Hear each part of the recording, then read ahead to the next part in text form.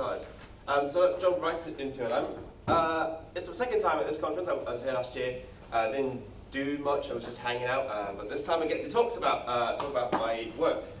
I'm a composer. I study at the University of Manchester, and I'll get more into that because that's what the whole talk is about. And I'm really glad I get to speak as a musician today, because usually I go to concerts as a musician and I go to conferences as a language guy. So this is kind of a change for me. So before we get into it, I need to explain what my research is like, because it might be quite different from a lot of people. I do creativity as research, so my practice is the research, because when I write a piece of music, let's say I want to achieve a certain compositional technique, or I want to express a specific thing, that's my research aim. I look at how other composers have done that thing before. I think about how I might go about it, I give that a try, and then decide if it worked out or not. So that's kind of a similar research process, but it's kind of transferred onto a creative context. In my PhD, I mainly work on certain ways of structuring music, musical texture, but for today I'm going to look at the same body of work from a completely different perspective, which is the stuff that I write about in my music, because that's completely left out of my PhD commentary. So this is going to be an auto-ethnographic look at the music I've done over the course of my PhD research and composition, which makes it important that I talk about who I am, because that's kind of core to this talk. So I grew up in Hong Kong. Some people start to doubt that nowadays, but I was studying at CHK until 2018, upon which I moved to Oxford to do my master's, and then now I've been doing my PhD in Manchester since 2021. I write music predominantly in the Western classical tradition, so it's like writing a piece of music, people play it, that kind of tradition, like the kids learn. And I write in the contemporary music style. It's been a decade at this point, I think.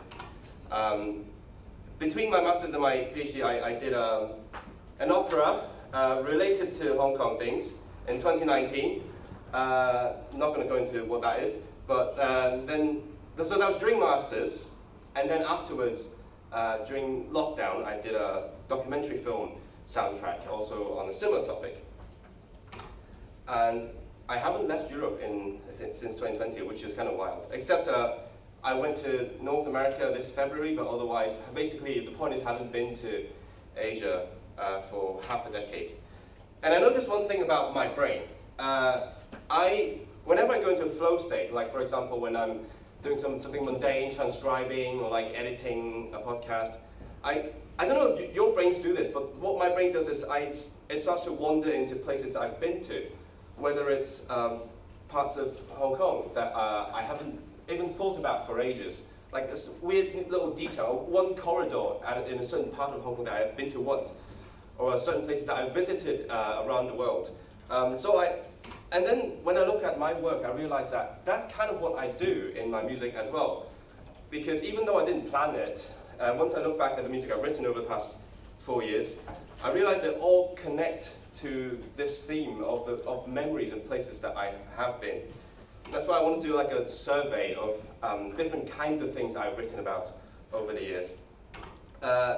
So I think music, or creative art in general, is a kind of interesting vessel for putting your memories into.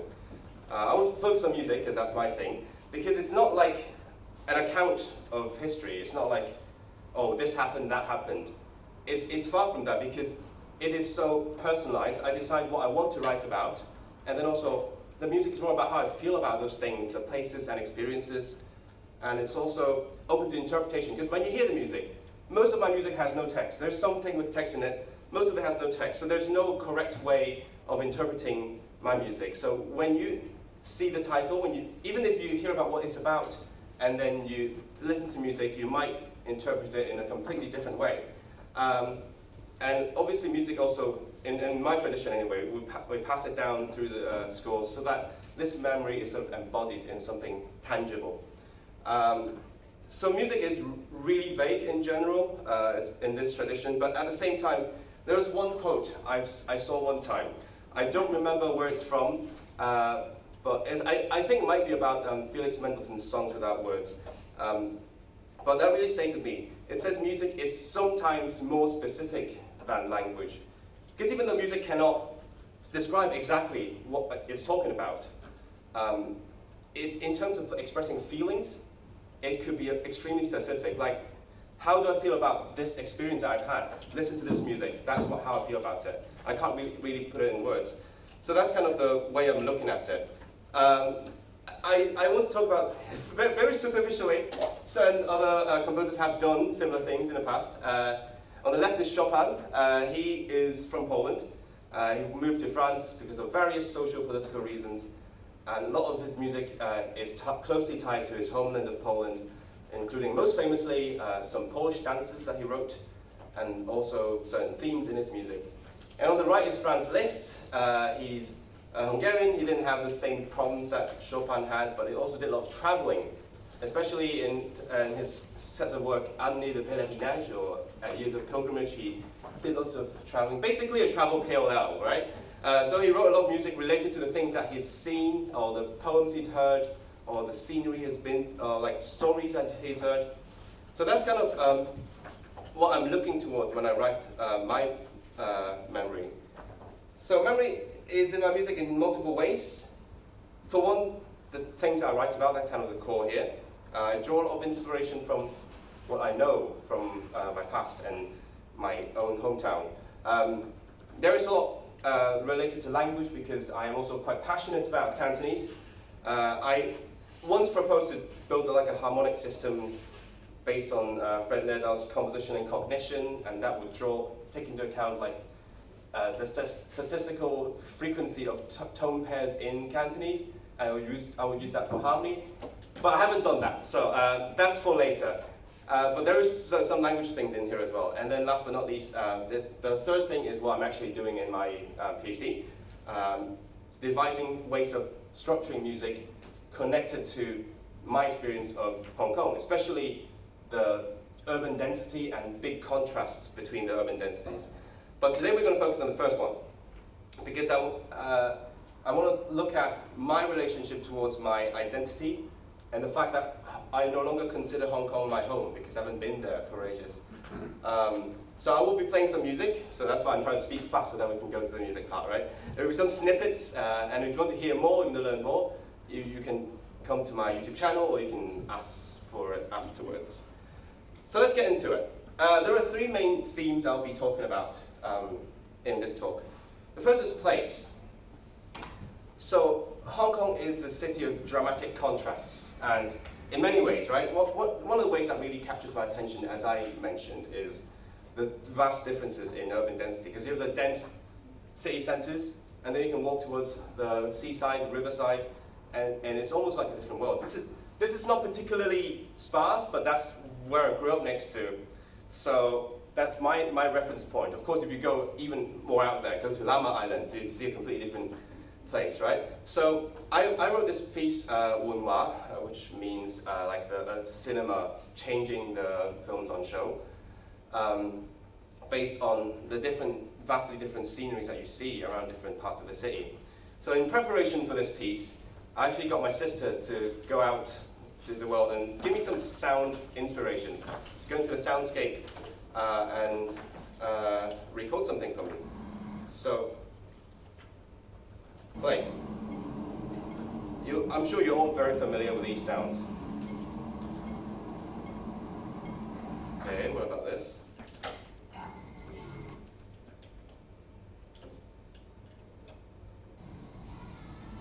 Oh, sorry.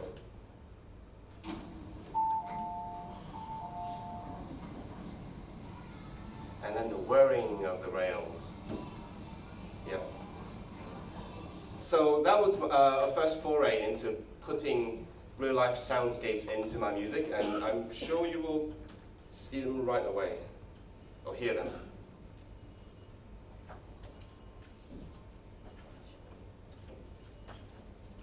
Be quiet.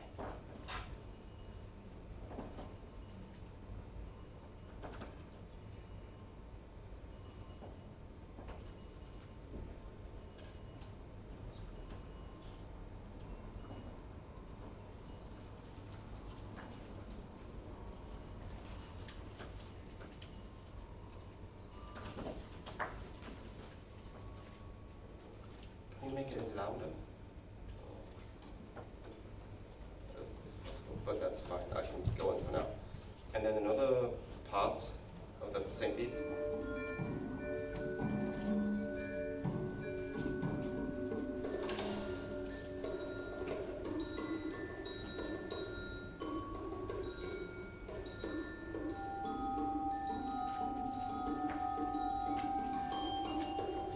So that's a very literal way of going about it. And now we'll go to another piece, Porthladd, which is the Welsh word for harbour, because it is trying to draw a connection between two harbours, the famous one that we have, and then the Cardiff Bay, because that's where the piece was premiered. The concept behind this piece was the fact that Porthladd is made up of two parts. The first part means like a gate, a door, because a harbour is kind of like the first step towards seafaring, your gate towards the world. The second part, lad, is derived from something like meaning quiet, because the harbour is also where you get shielded from storms and things. So writing this piece was kind of a metaphor for me building a bridge between these two worlds, because there are lots of colonial connections, not just in one way. I mean, Hong Kong and Wales specifically, there's multiple colonial connections. So I want to find some similarities and differences between how we've developed over the maritime history. So let's look at a little snippet of this. This is more melodic in my opinion, and that's why it's my favorite piece.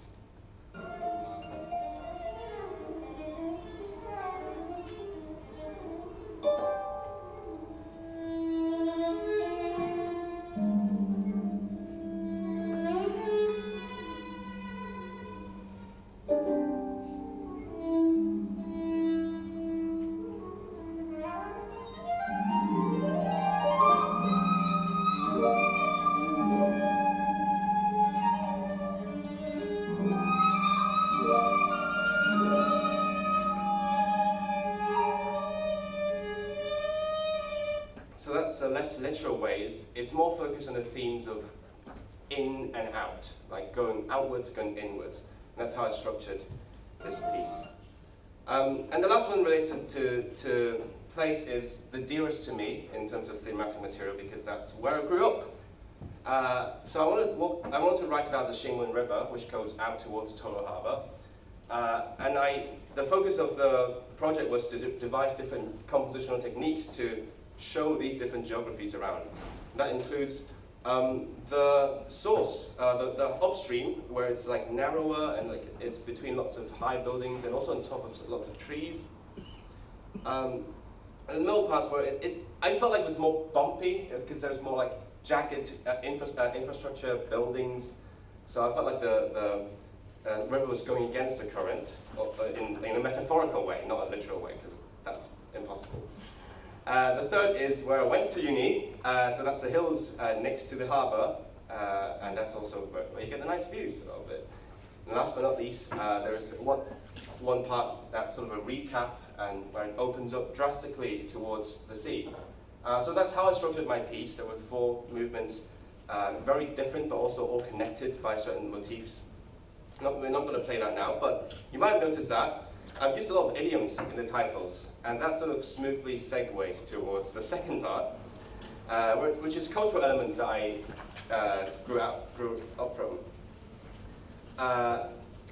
I'm not even a big literature guy, but I feel like there's some proverbs and idioms that are dear to me. So I wrote this piece, the first piece of my PhD, around the idiom about the clay bodhisattva, which is the Buddhist deity. And the proverb goes, the kind deity tries to save someone who is drowning in the river, but because the deity is made of clay, they can't even save themselves. So that's an idiom for someone who tried. So that's a piece dedicated to those who tried, basically. It was a first step towards reflecting on our identity as people who moved abroad. Another piece I want to show is more folklore, and that's kind of fun for me. We don't really have as many like folk tales as certain other cultures, especially when you consider specifically Hong Kong. But in CHK, and I'm sure like other universities as well, we have some ghost stories. So I wrote a piece based on these stories. So there's 3 short movements in this piece. The first one is about the ghost girl who was running from the Cultural Revolution. So she took the train to Hong Kong, tried to jump off near the university. Her pigtails got caught by the train, and that ripped her entire face off. So that's the first story. The second one is another ghost girl, obviously, who tried to run away with her lover, but the lover didn't show up, so she jumped into the lake of our dearest CHK. And then now, if you show up at the lake at midnight, she would ask you what time it is, and if you answer her, she would drag you in. The third one is not really a ghost story, it's just, I was trying to draw an oblique reference towards Doctor Who, but it is about the statue by the train station. If you know CHK, you know which one that is, or was, because it was taken away a few years back and is nowhere to be seen. So I like to play parts of these little movement because I think they're nice. So this one is the first ghost girl.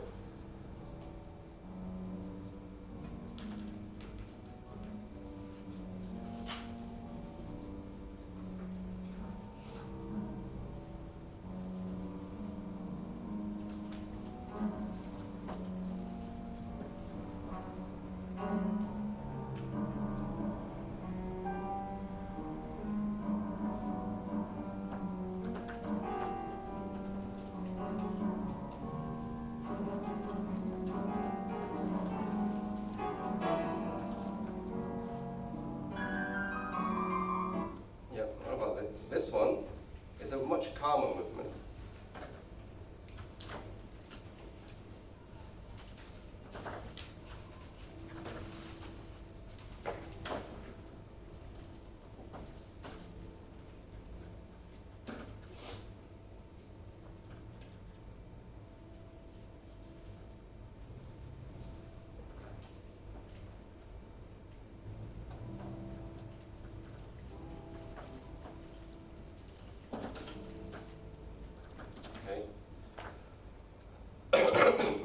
Skip this one. Okay, so the last part is more core, which is about resettlement and the journey you go through when you move to a different culture. The first piece I want to talk about under this theme is Gongchen or Zhong, which is about, it translates to what time is it behind the walls. So there's the metaphor of walls is a big one. And when I first wrote this piece, I wanted to do an art song. I looked for poetry. Oh, I brought the book, but it's in my bag. I looked for something that fits my style of music, and there's a lot to consider, like how long the poem is, how long the phrases are, how it's structured, how it sounds when set to music. I actually bought a poetry book by which is partially in spoken Cantonese. I wanted to do something in Cantonese because I feel like it's underdone. And I couldn't find anything that fit. So in the end I wrote my own text. It's less a poem and more just a poetic kind of text. It's tailored to the needs of my music. And it's centered around survivor skills because it's like, I'm out here now, the light is bright, but also I feel kind of exposed by the bright light, and I'm like, what if I was still in there? And I developed lots of fun strategies to help English singers sing Cantonese, which is exciting. And last but not least, this one is a very personal one because it is called Mind the Gap. I mean, that's a clear Hong Kong and London reference, but also it is based around the imagery of a helpless person stuck between two giant monoliths that are clashing into each other. So there's many ways of reading it. As I said, there's interpretations, right? So it could be about different cultural clashes that we experience when we are somewhere else. Could be about who I am, like am I this, am I that, or am I something just stuck in between? Or is it about politics? I'm not going to say which one it is about, because it's kind of all of that. It's just the feeling of being in the middle. And there are some friends of mine who are born from Hong Kong parents who really resonated with this piece and the concept behind it. So, all in all, I think this whole block of work makes it's a continuous kind of narrative, even if unintentional, that depicts my process of adaptation, like how I felt before I started my PhD in 2019 and 20, how I've reasoned with my new identity, like what it means to be an artist creating art with my background in this country, and then rethinking what my past means to me and what my present means to me. And I think memory is kind of a filter of events and places, because I choose what to write about, I choose what aspects of those things to write about, and also I choose how I feel about those things. So it's a very personal account of things. So that's why I think my PhD has documented how I've changed over time. It sort of encapsulates my interpretation of the events and the cultural clashes. At the same time, it helps me remember how certain things were like when I was there. Like, that means things are different now, right? If you go back, it's not the same place that it used to be. And most importantly, to help me remember who I was. And even if I look back in the future, it's like a diary. And thank you very much for listening to me talk about myself for about 20 minutes. Thank you very much, Israel. And yeah, questions? Yeah, Caroline, thank you. One comment and one question. The comment being, although of course you said you wanted to make a Doctor Who reference, I think the disappearing statue fits the ghost theme very well, because that was my first year living at CUHK, When and it it literally disappeared overnight, right? So there is this kind of ghostly feeling, right, if we look at it from a literary perspective, that I think really does fit. That's how I feel as well, seeing it happen from a distance. Yes. It was really bizarre. Because now I see pictures of it, I'm like, something's missing. Yes. Yeah, it's like you can still see it. Which is what it's ghosting. What is? Yeah, I agree. And then my question, I'm gonna word it sillily, but why are you using such evil time signatures? Okay, this is the music talk part of the presentation.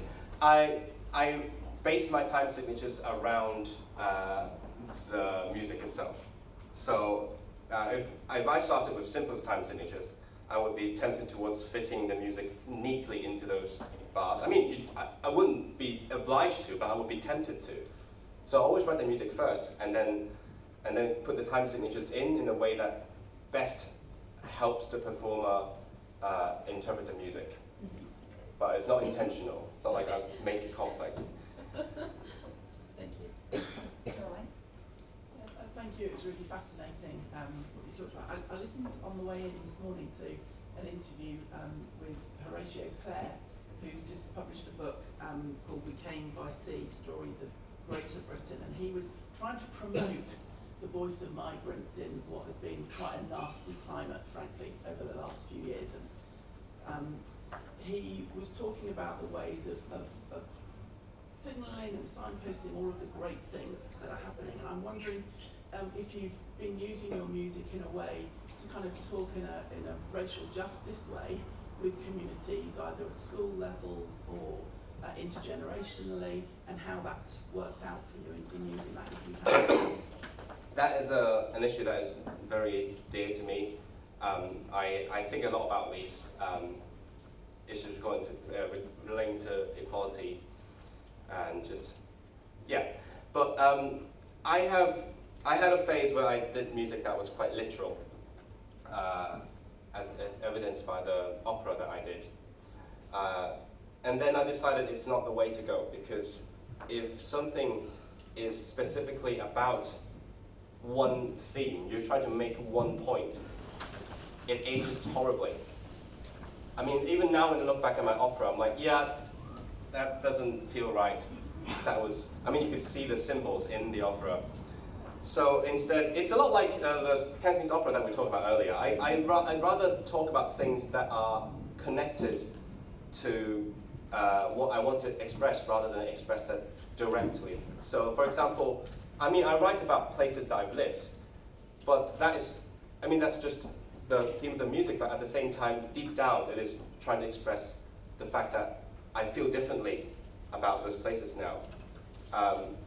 So there's always the surface theme and then the actual thing that it's trying to express, rather than going directly at it. But I do like to, I do something similar because I want to champion the voices of my diaspora in the new music world, because I wouldn't say terribly, I'm like reasonably well connected at this point in the world of new music in the UK. And there are some very famous composers from Hong Kong in the UK, like Raymond Yu and Danny Howard.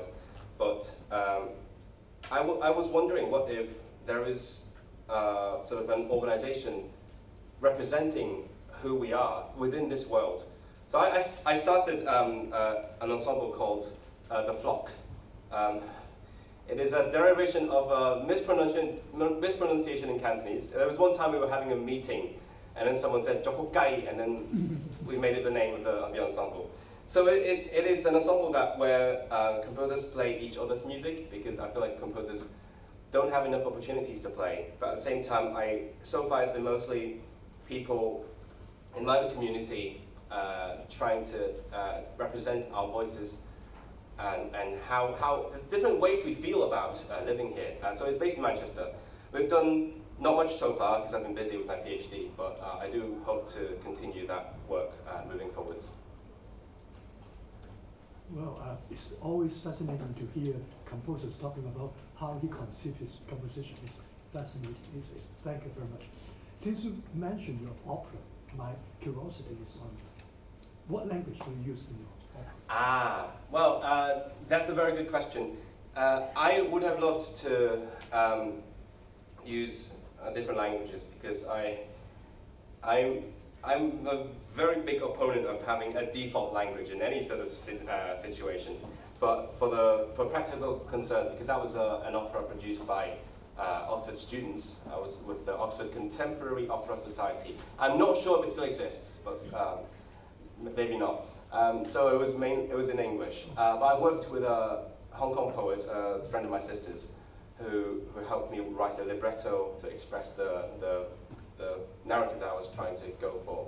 So I think it was pretty beautiful words, and also rooted in Hong Kong. But afterwards, as I said, in the song I use my Cantonese. I've also written music in other languages as well. So it's always a process of negotiation, what is most appropriate. I've seen certain. I recently saw a piece by my teacher's teacher, Philip Range, who wrote a piece that is somewhat connected to what I do. It's about a journalist on exile from his own country. And that piece contains lots of different languages, because it relates to what the journalist does. Like, he reads a newspaper, he listens to a broadcast, he reads reads some poems. And that's also because Philip likes different languages. So that's the way that I'm looking towards doing in the future, if I get the opportunity. Thank you. Understandable. Michael? Just a quick one on the music question. How do you choose your instrument, and why, for example, why percussion for the first one with the sounds, palm, and why the piano for, yeah? That's out of practical concerns. It's actually the other way around. It's usually I get the opportunity to write something, such as a commission or a workshop or something along those lines. So they have the instrumentation, and then I think about what musical materials I can put into that combination, and then subsequently what themes I could fit into those materials. So it's the other way around. But I've been in situations where it's the preferred way, which is, for example, in The Flock, my ensemble, we have a wider palette of instruments to choose from. So I start thinking about, okay, I want to express this thing. What best fits that in terms of the capabilities of the instruments, how it sounds like. Like, for example, do I want something that does long lines? Do I want a voice? or for example something that's more shrill or less. So that kind of considerations. But most of the time, unfortunately, it's the other way around.